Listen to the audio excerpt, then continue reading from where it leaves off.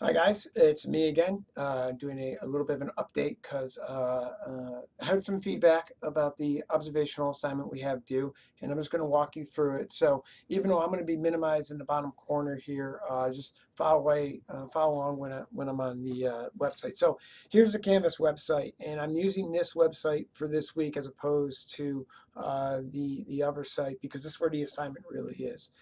So click on assignments.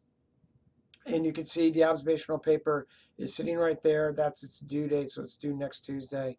And I just kind of want to walk through the criteria. Now, first thing you're going to notice is here's sort of the instructions for it. I try to be a little bit more prescriptive with this one and make sure I try to really make sure that I'm being as detailed as possible so we're all on the same page. So first thing you're going to do right here is select two observational studies. Okay, they should be based around the same theme. So it could be like ACL surgery, looking at a case control, and then looking at a cohort. It could be after school programs. It could be smoking, breast cancer, whatever. You want to pick a topic, though, that you know observational studies are going to be used with. Okay, so don't pick a topic that's so narrow-minded that you won't be able to get observational studies for it. And you're going to want to find two different types of studies. So like a case control or a cohort or a cross-sectional or just case reports, whatever. Try to find two different types of observational studies. That might mean you have to alter your theme or your topic a little bit in order to satisfy that.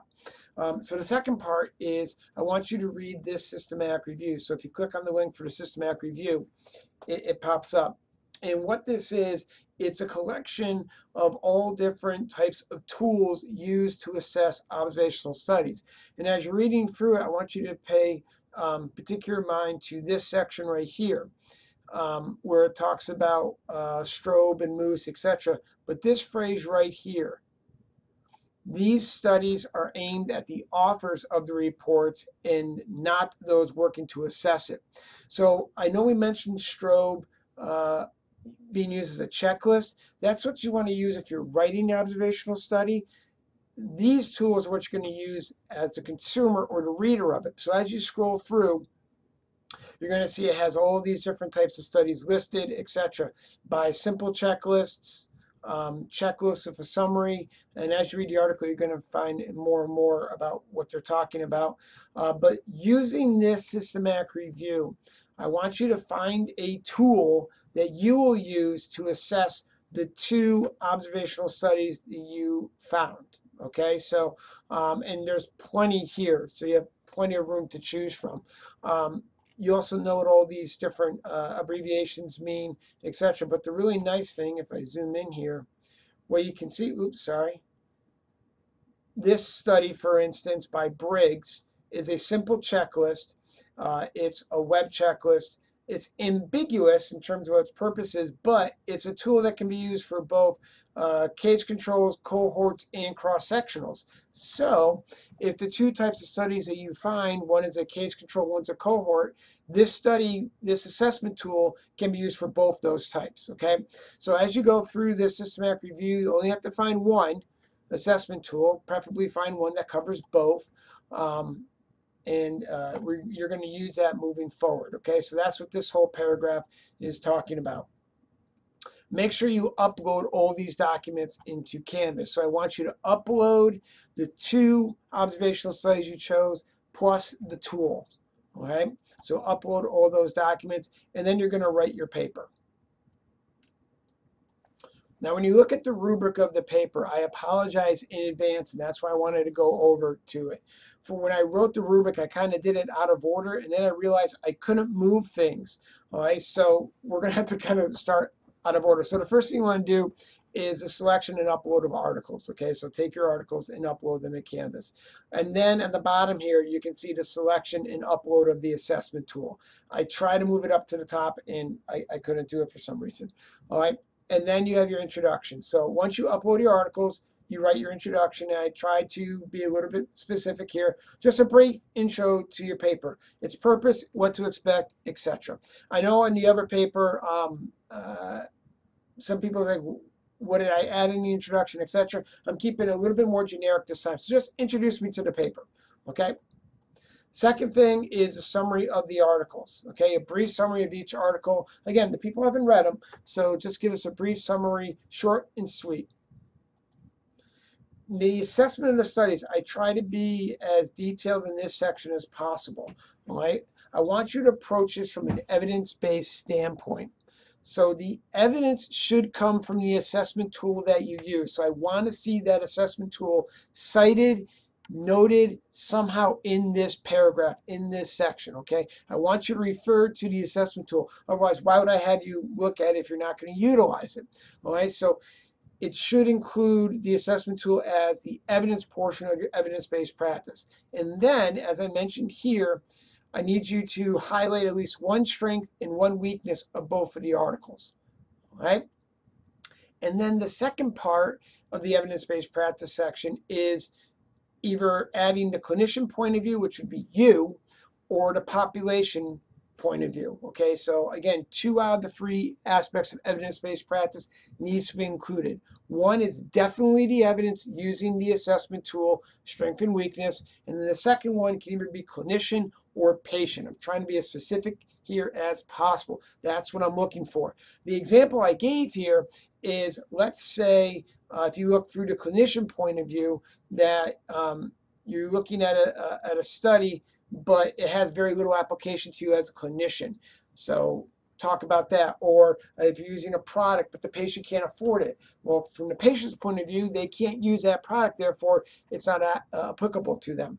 So I'm trying to keep this pretty standardized, but that's what I'm looking for in this section. Evidence-based practice, use the tool, cite the tool, strength and weakness, and then either the clinician point of view, which would be you, or the patient population view, which would be included in the cohort or the case control, etc. All right. And then finally, a summary, just a brief summary, wrap it all up, tie it all together. So there's no impression, did you like it, did you not like it, etc. This is trying to keep a little bit more streamlined for everybody. So the final thing I want to kind of walk through is exactly how do you do some of these searches. So if you pull up the library page, I'm doing a presentation this weekend at a conference on the AVLT. And that's a neuropsych type test. So if I wanted to find a case control study that looked at AVLT, all I really have to do is type in AVLT case control. Actually, you know what? I'm going to do a cohort study. I hit enter, and I can come here. Again, I can look at full text, kind of filter my responses, and you can see I already looked it up. So if I click here and open this article, this is the AVLT and developmental norms for children, etc. I can get the full text. I can look at, so really that quickly I can find a type of observational study that has my keyword. All right. If I wanted to look at a different type, I can do the same thing, except this time type AVLT in case control, if I can spell it. And it's the same idea here. So here we have a study. Maybe I want to filter by full text. I already looked up this study, so I know it's here. Same thing. Where is it available? It's available right here, view to full text. And so this is looking at a population. Because it's a case control, I should have a sort of a treatment cohort and a control cohort. So you can read the abstract and get an idea of what's going on here. And so I'm reading blah, blah, blah. If you can't really get it for the abstract, then just jump down to the methodology and see what they did, etc. So these are 2 really quick, easy ways for you to find your different types of observational studies. Kind of take your topic term, if you will, and then just write in cohort, case control, even observational studies, systematic review, whatever, and that should help your search. So I'm hoping that this video will be a little bit more prescriptive for you, give you a little better idea, hopefully erase any sort of ambiguity you have on the paper. The paper is due next Tuesday, so you have about a week to complete it. If you need more time or confused or lost, always contact me. I want to make sure that everyone feels like they can speak their mind and have a voice in this class. The one interesting thing is heading into next week, Canvas is automatically assigning the peer reviews. So I will not be manually assigning it. So there is a chance that you might get a peer review of someone outside your outside your comfort zone. That's fine. I want you to sort of get used to reading different types of papers, different types of scholarly work. So, have any questions, please let me know. I'll check back in a little bit later this week. Hope everything's going well, and I'll talk to you later.